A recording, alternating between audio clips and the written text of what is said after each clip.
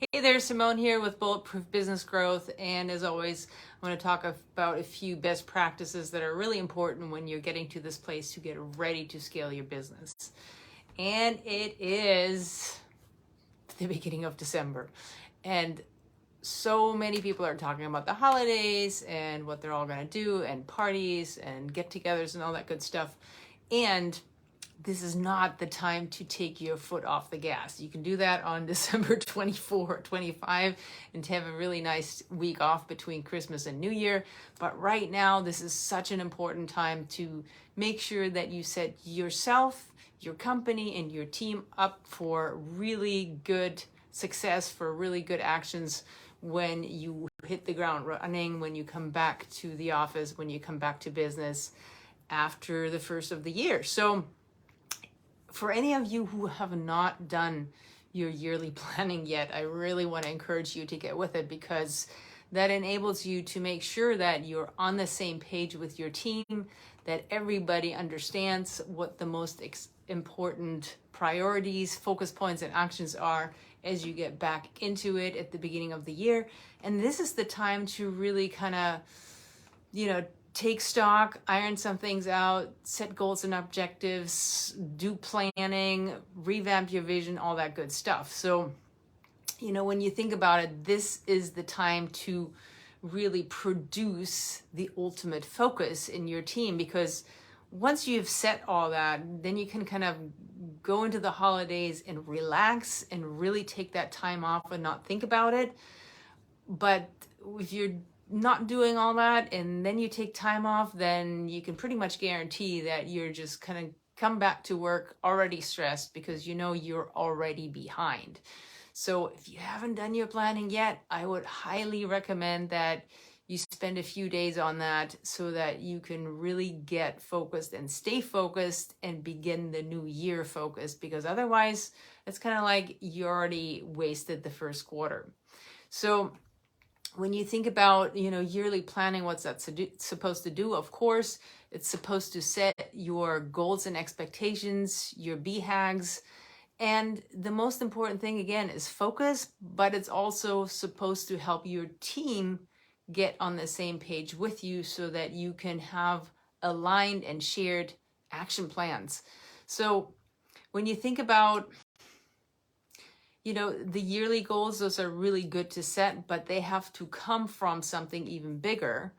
And that would be your vision. That should be your 3-year strategic plan that you're just reverse engineering right now and looking at, all right, I know where I want to be at the beginning of 2026. So what does that mean for us in 2023? So we will actually get there. So that is your big vision that you're supposed to set, that everybody really understands, hey, this is the overarching goals, this is the overarching strategy that we're going to use to make sure that we can actually accomplish these goals. Now, it's a good idea to do a bit of a retrospective for the past year before you even do that, before you revamp everything. That lets everybody really understand, what was it that was working and what was it that we did that didn't work. So you want to know, like, a lot of people skip that first step, although that's kind of the fun part, when you look at, hey, what did we do this year that really pushed the needle, that really helped us elevate to that next level, that really helped us produce a whole different outcome than we've done before, because we used a new strategy, we changed our business model, we got more collaborative, we hired rock star people. Whatever it was that you did that really changed your outcome, you want to know about it, because you want to keep doing more of that. And it's a fantastic thing to really notice, so that you can celebrate it and that you can have that experience of, hey, what we did was actually working. So you want to spend some time doing that retrospective. And once you did, I would, as the business owner, I would really encourage you to spend some time looking at, these next 3 years. And I love picking that time frame 3 years, because it's close enough that it's actually still somewhat tangible, but it's far enough out that it gives you some room to play with. because 5 years is too far out and 1 year gets too tactical.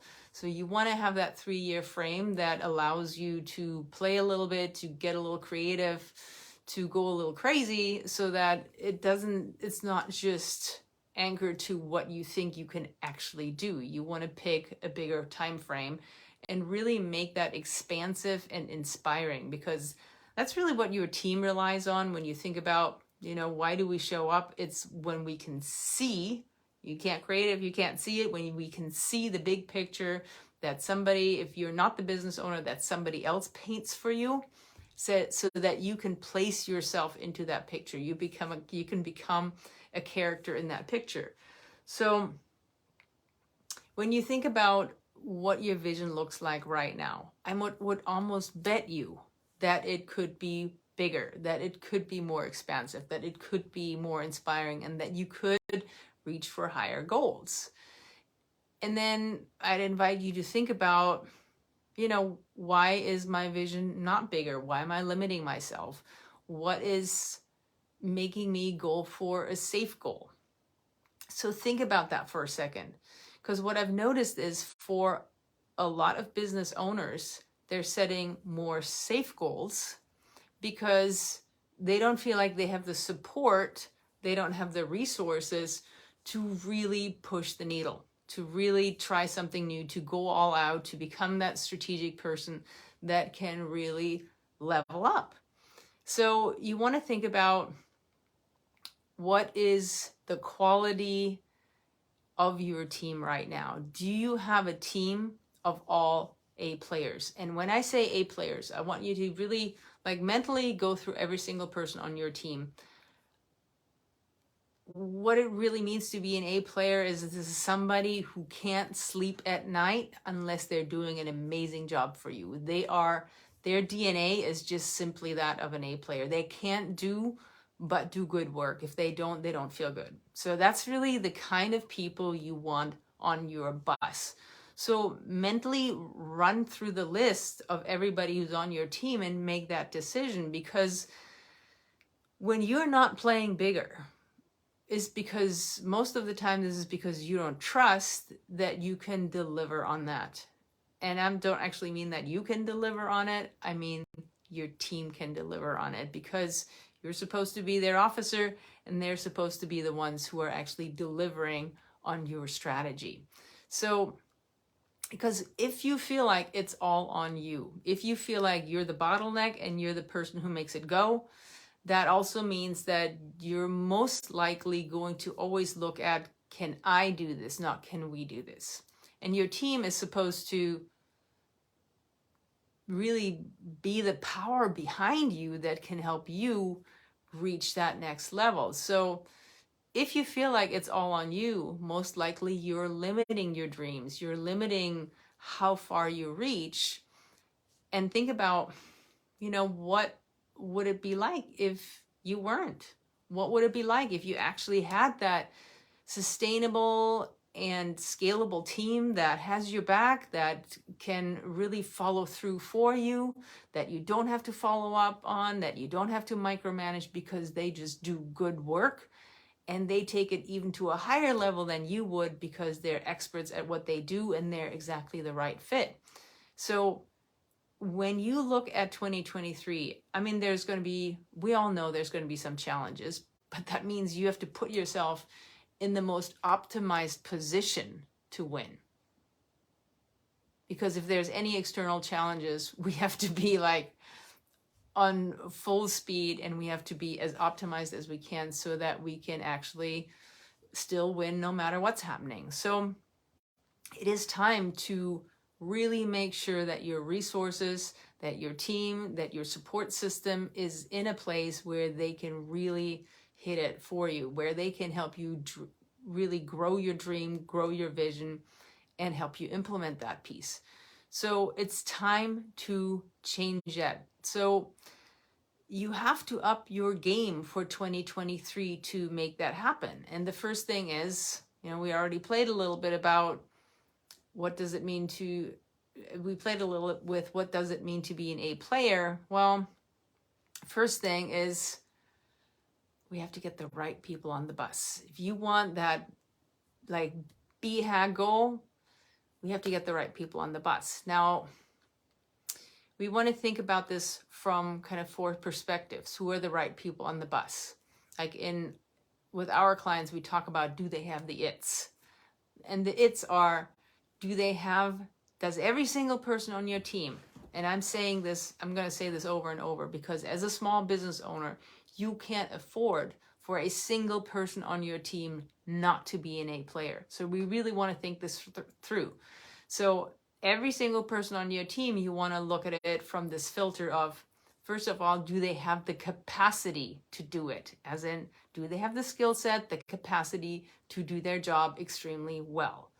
And you know this, you want every single person on your team to be better at what they're doing than you would be, so that they can actually help you up level the quality and the DNA of your team. So do they have the capacity to do it? Of course, that's important. You're not going to hire them if they don't. Or, sometimes you have incredibly promising people who have all the right attributes otherwise, and you just know with a little training, with a little support, they're going to be that rocket ship. So capacity, really important. Capacity to do it. But then the next piece is, do they get it? And that's almost more important, because when I say get it, do they get who your company is, who you are, what your culture is like? They get it, what it means to be the right fit in your company. And that piece is more of a team fit, company fit, culture fit, all those things. Because if they don't have that piece, none of the other stuff ever matters. So do they have the capacity to do it? Do they get it? And then do they want it? So do they actually want to put in 100%? Do they want to be a rock star on your team? Do they want to go the extra mile? Do they want the growth? It's like they want to be there and do the most amazing job possible. And then there's the 4th piece, which is, do they need it? So that's actually even more important, because that is somebody whose identity relies on doing an amazing job. Like they can't, that's the A player definition. They can't sleep at night unless they do an amazing job for you. So it is something that is just inherently who they are. That's how they wake up. That's how they go to bed. Nobody has to teach them that. That's just how they came into the world, and that's how they operate. That's their lens of the world. So capacity, get it, want it, need it, all those 4 have to be present in every single one of your team members. So we want those A players only, but then here's the next piece. Once you have all A players, now this is placing a lot more responsibility on you, because when you have rock stars, they also want a rock star leader. So a company can never outgrow its leader. So you are going to have to do some up-leveling and some identity raising to be able to lead that team of rock stars to victory. So part of what really needs to happen is that we need to look at, how do we raise the engagement level of every single person on the team? Because that seems to be what happens a lot is, people start out strong, then they don't get the right support. They're not getting the clarity they need. They don't get the coaching or the training that they need. And then even the ones who come in like hot and heavy, who really want to do a good job, they don't get those pieces, or they're just being managed and micromanaged really top down.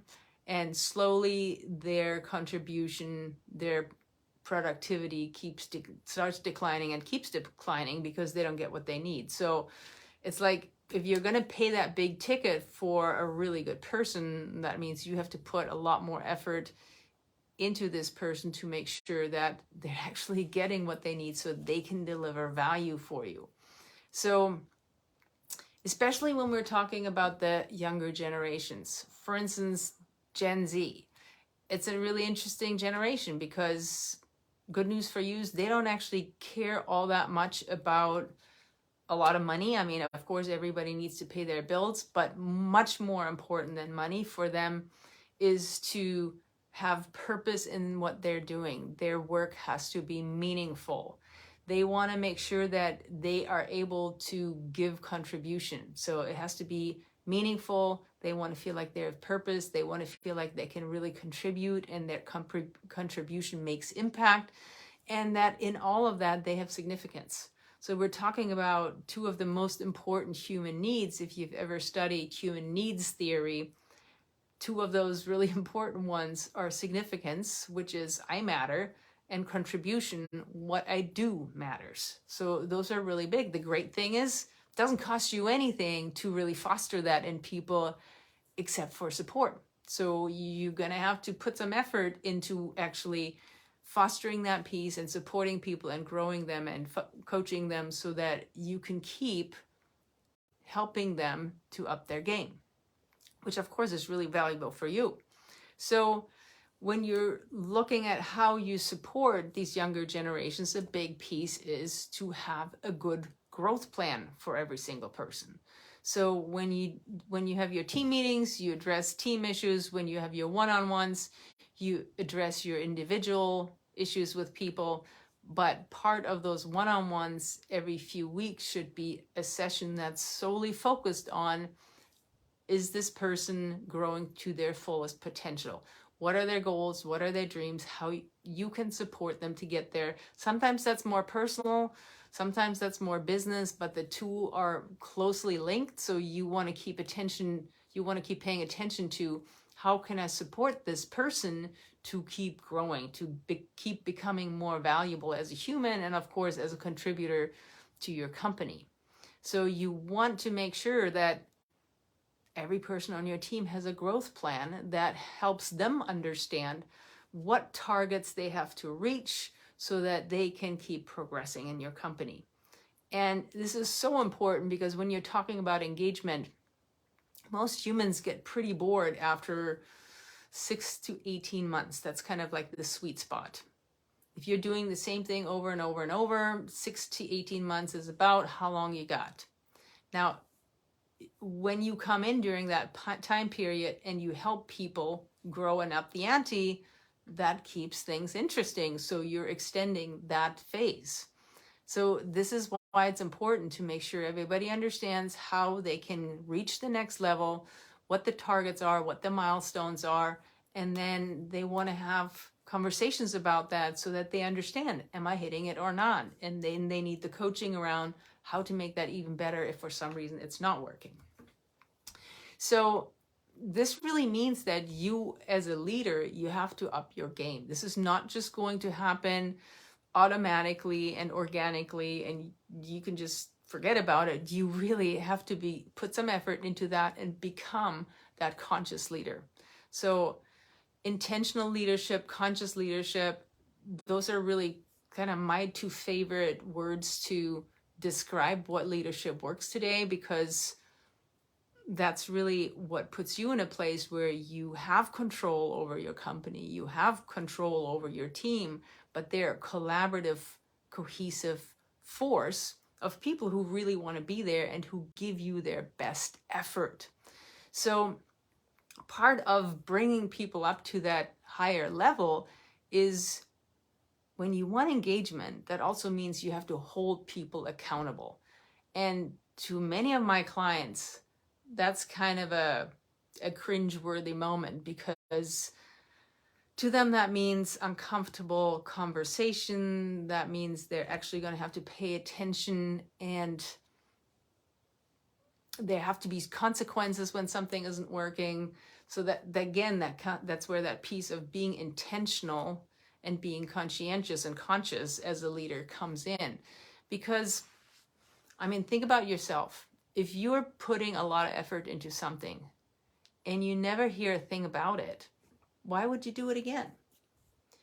So if you want your team to really show up at 110% or more than that, you have to give them the courtesy to actually notice and say something about it. When somebody does an exceptional job, you're not just blowing smoke up their butts to comment on that.